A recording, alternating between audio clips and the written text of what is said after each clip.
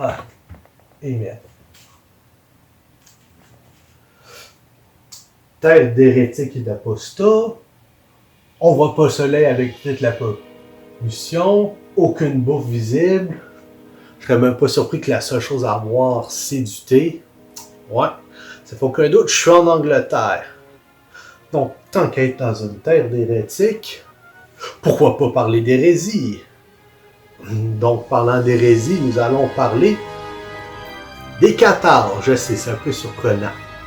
Alors, qui étaient les Cathares? Eh bien, au 13e siècle, dans le sud de la France, près des frontières avec ce qui devient aujourd'hui l'Espagne, donc coin de Carcassonne et autres, il y avait un groupe de gens, et aujourd'hui on va voir leurs croyances et donc les idées préreçues à leur sujet. Ces gens-là, c'était les Cathares. Et en quoi croyaient les Cathares? Eh bien, déjà, il faut que je vous dise tout de suite, eux autres se nommaient les bons chrétiens, mais comme certains des groupes un peu bizarres des États-Unis, comme le monde qui se font des ceintures de balles autour de la tête, c'était des gens qui étaient juste chrétiens non seulement, ils n'étaient pas pour de vrai. Bon, déjà, pour commencer, leur croyance, leur gros de ce qu'ils croyaient, tournait autour d'une dualité entre le monde spirituel et le monde physique. Pour eux, tout ce qui était spirituel était bon, tout ce qui était physique était mauvais. Et, grosso modo, ils étaient bithéistes. Il y avait le Dieu du Nouveau Testament qui était spirituel et bon, le Dieu de l'Ancien qui était mauvais, physique, et ainsi de suite. Et ce bithéisme-là,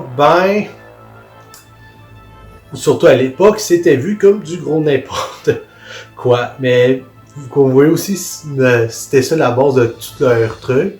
C'est genre, c'est un truc charnel, c'est lié au Dieu de l'Ancien Testament qui est pas fin et blablabla. C'est un peu la base de tout. Pour vous donner une idée, le truc physique, c'est faut se nourrir, mais les choses physiques, c'est pas bien. Alors, c'est quoi le plus physique de tous? La chair. Donc, les trucs animaux, c'est pas bien. Et donc, les Cathares étaient végétaliens. Alors, ils prenaient que des plantes pour eux. Et d'ailleurs, le lait, le miel, c'est interdit. Les autres, c'était pas de poisson, pas de volaille, pas de viande, pas de lait, pas de miel, pas de fromage. C'est horrible. Mais bref, puis en plus, mais surtout, c'était pas ouais, je suis juste végétalien, je suis pas chez le peuple, je suis juste content que le resto ait des options spéciales pour moi. Non, eux autres, c'était bonjour, on est PETA, on se soucie pas des animaux, on n'en a rien à faire, mais on est quand même là pour vous faire chier parce que vous en mangez puis vous traitez de violeurs toute la gang. C'était de ce niveau-là. Et comme vous en doutez, ça ne devait pas être très très apprécié, surtout ceux qui ont eu affaire à des végans radicaux. Vous en doutez que c'est pas agréable. Et évidemment, ça donne un mauvais nom aux végans normaux. Mais bref, ils avaient de ça. D'ailleurs, ils étaient aussi très anti-sexe. Parce que dans leur logique de ce qui est spirituel est bon, ce qui est physique est mauvais, visiblement, être incarné sur Terre, c'est mauvais. Puis le sexe, c'est une chose de la chair, donc c'est extra pas bon. Puis en plus, ça permet de produire d'autres humains, donc plus de souffrance, plus de mauvaiseté. Ce qui faisait qu'ils étaient très anti-sexe. Pour eux autres, c'était le mal de se reproduire. Et donc, une des choses dont ils rêvaient, un peu le but ultime du catharisme, c'était la fin de l'humanité, tout simplement. Donc, que tous les humains, une fois rendus cathares, arrêtent de se reproduire. Et donc, qu'il n'y ait plus d'humains parce que soi-disant ça arrêterait la souffrance. Je sais que certains peuvent voir leur logique, mais vous voyez, quand il y a des gens qui croient que la fin de l'humanité c'est ce qu'il y a de mieux, c'est pas ça qui passe pour le mieux. Surtout que ce que beaucoup de gens oublient, c'est qu'à l'époque, les choses étaient très basées autour de la communauté. C'était on fait nos choses ensemble, on a un groupe, on se tient ensemble, on s'aide les uns les autres. Et surtout avec les trucs de charité haute, puis ça c'est des gens qui s'ostracisaient eux-mêmes. Un groupe qui s'auto-ostracie, ça allait pas bien à l'époque médiévale, justement à cause de l'importance de la communauté. Parce qu'ils voulaient être rejetés de la communauté. Puis là, sûr qu'il y a des ermites que ça passait bien parce qu'ils faisaient des trucs spirituels spécifiques. Mais ça, c'est un autre cas à part. D'ailleurs, souvent, les soi-disant ermites se ramassaient à développer des communautés malgré tout. Mais que ça va être pour un autre épisode. Les cathares, eux autres, on rejette la communauté, qui est une des choses les plus importantes, et on croit exactement à l'opposé, les choses opposées de tout le monde. D'ailleurs, toujours dans leur vision du monde avec cette opposition-là, Jésus s'est jamais incarné selon eux. Pourquoi? Ben, parce que si Jésus est bon, il peut juste être spirituel, il peut pas être physique. Ce qui fait que, par conséquent, même si on croit au Dieu du Nouveau Testament, mais on croit à rien qui est dans le Nouveau Testament. Donc, ça faisait un peu bizarre leurs affaires et ça rajoutait une base de plus pour que les autres rejettent la papauté. Mais il aurait été dans l'Empire byzantin, il aurait rejeté le patriarche de Byzance et ainsi de suite. En fait, il n'y a personne vraiment qu'ils aimaient. Il y a juste certaines personnes qui toléraient un peu à côté parce que, bon, comme les seigneurs faisaient, eux autres paient leurs taxes, des choses de même. Donc, vous voyez, ils avaient vraiment une chose très apparente. Et je sais aussi que pour la plupart des gens, ça peut paraître un peu bizarre, tout ça, mais si j'essaie de mettre ça pour quelque chose de moderne, pour que les gens puissent bien comprendre la situation, c'est comme s'il y avait un groupe de gens qui faisaient « Ouais, on va se faire notre secte de suprémacistes néo-païens. Vous savez quoi? On est pro-esclavage, on est pro-ségrégation. Ah, on est au Canada, on va être pro les pensionnats. En Angleterre, ouais, faudrait rajouter d'autres maladies d'impact. » C'était le monde, ça serait du monde de même, avec des trucs juste la société aurait fait « You, non. » Mais c'est selon les standards de l'époque. D'où le fait que je viens de présenter les nôtres. Donc, c'est pour ça qu'éventuellement ils se sont ramassés avec du trouble. Tout ce mélange de facteurs-là liés à leurs croyances et les comportements qui étaient liés. D'ailleurs, j'ai fait la comparaison avec PECTA, mais effectivement, eux autres, leur végétalisme, ça n'avait rien à voir avec les droits des animaux. La différence entre eux et PETA, c'est que les cathares, effectivement, n'allaient pas au plus qu'ils pouvaient pour maltraiter des animaux, puis euthanasier des animaux de compagnie, et ainsi de suite. Eux autres faisaient juste s'en foutre. Donc, puis faisaient leurs propres affaires de « Ouais, on veut la fin de l'humanité, mais les animaux, c'est juste « Yo, on touche pas à ça. » Sauf peut-être, évidemment, pour labourer les champs. Donc, juste vous gardez ça en tête. Mais bref, avec tout ça, est venu un élément majeur, c'est que les cathares étaient, dans leur grande vision que l'humanité c'est pas bien, avaient aussi des tendances meurtrières. En tout cas, je dis tendances meurtrières, le fait étant que leur truc ça dérangeait, et le pape avait essayé de régler ça de façon diplomatique, avait envoyé un légat, donc imaginez une sorte d'ambassadeur du Vatican, et ce dernier a été tué par les cathares. Donc, pour vous donner en tête, aujourd'hui, tuer un ambassadeur, ça passerait vraiment pas bien. À l'époque, faut tourner ça encore plus. c'était carrément une déclaration de guerre que de tuer le diplomate envoyé par quelqu'un. Et donc, justement, ça nous amène aux croisades albiginoises. Vous avez le pape qui apprend d'un bord qu'il y a des hérétiques qui ont tué son légat, donc son diplomate. Et d'autre part, il y a la 4e croisade, qu'il faudra que je fasse un épisode dessus, qui a arrêté d'être une croisade.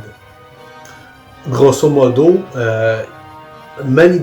entre les manigances avec les Byzantins puis des trucs qu'ils avaient fait qui avaient vraiment énervé les Italiens, puis que les manigances causent des problèmes financiers et autres, les choses avaient foutu le camp et c'est là que la croisade a arrêté d'être une croisade et est juste devenue une opération contre l'Empire byzantin. Évidemment, le pape, lui, voulait pas de ça parce qu'à base, une croisade, c'est censé être un pèlerinage, quelque chose de spirituel, que tant qu'à faire un pèlerinage, on s'en va aussi défendre des gens qui ont besoin d'être défendus. Libérer des places qui ont besoin d'être libérées. Donc, c'est de quoi pour aider les chrétiens, pas leur taper dessus. Bon, je sais qu'il y en a qui vont dire que l'aristocratie byzantine elle aussi était plus chrétienne en nom que d'autres choses. Surtout à voir les complots variés des empereurs et la façon dont le fait que être empereur c'était extrêmement dangereux, puis qu'une mort naturelle pour eux c'était mourir empoisonné. Mais de quoi pour un autre épisode. Et donc avec ce conflit-là, le pape a essayé de réduire le nombre d'attaquants, faisant on va t'affaire, c'est pas une croisade. Par contre, là-bas, il y a des hérétiques qui nous ont déclaré la guerre. Essaie donc de faire ça aussi à la place. Ce qui fait que les gens qui étaient sérieusement impliqués vraiment pour lutter contre les ennemis de la chrétienté, ils ont, ce qui est représenté comme un certain nombre, ils ont quitté l'expédition pour justement aller là-bas puis taper sur de l'hérétique. Alors, les résultats ont été mitigés. Les croisades albiginoises pourraient mériter un épisode entier. Et d'ailleurs, il y a eu beaucoup d'idées préconçues qui sont dessus. La célèbre phrase de « tuer tous du Rocanutka les saints », ça, c'est quelque chose de faux qui a été attribué à eux par après. Bon, vous pouvez juste reconnaître ça comme étant faux puis l'ignorer. Après ça, le pape a fait « Ouais, mais bon, par contre, il y a eu malheureusement des dégâts collatéraux, puis pour résoudre les dégâts collatéraux, le pape a fait « Ouais, il faudrait penser à une autre solution qui est plus efficace. » Et c'est là qui est venu qui aura ses propres épisodes elle aussi, mais grosso modo, si je veux vraiment résumer ça, l'Inquisition, imaginez des enquêteurs de police, des détectives, c'est genre, au Québec, on aurait l'UPAC, les gens qui sont pas au Québec, en gros, c'est une unité anticorruption de police, de police anticorruption, des détectives comme Colombo ou Batman. Bon, ils pouvaient aussi servir de juge, puis en gros, l'idée, c'était de faire, OK, est-ce que ces gens-là sont effectivement des hérétiques? Non, ok, on les laisse tranquilles. On dit aux gens de les laisser tranquilles. Oui, dans ce cas-là, on leur explique l'erreur et on les amène à se repentir. Un peu comme si de nos jours, un enquêteur de police essaie de voir si tel ou tel groupe d'individus étaient des terroristes potentiels, voir si c'était radicalisé, puis de faire OK, on a vu nos affaires, vous n'êtes pas encore au point d'être des terroristes, mais vous êtes radicaux, on va vous amener au centre de déradicalisation. Et là, je sais qu'en parlant d'inquisition, il y a des gens qui s'imaginent les bûchers, les tournetus, tout le niaisage à la 40K. C'est faux, sensiblement. Alors, comme je disais, c'est surtout des enquêteurs. Est-ce que Batman a tué quelqu'un? Non. Voilà, vous avez votre réponse pour l'inquisition. Grosso modo, ce qui se passait, c'était que si la personne était au-delà de toute rédemption, était remise aux autorités qui, elles, faisaient la grosse punition. Donc, ça, c'est le gros résumé. Évidemment, tous les trucs d'enquête et de procédure judiciaire moderne existent grâce au fait d'avoir été développés par l'Inquisition, mais ça, c'est sur quoi il faudra que je revienne. Donc, si on résume, Les Cathares sont pris une quadruple dans la gueule suite au fait d'avoir tué un diplomate. Et pour leur vision, ben, c'était qu'eux autres s'auto-stressaient en ayant des croyances qui étaient strictement opposées à tout ce que les gens croyaient. Ils avaient des comportements avec, vu qu'ils étaient anti-sexe, anti tout ce que le reste de la communauté croit, les végétariens radicaux, bithéistes, tout le paquet.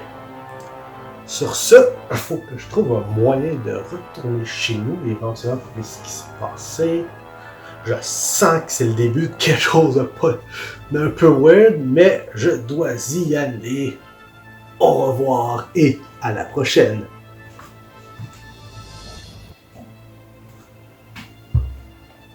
Je suis content d'être arrivé dans une bibliothèque.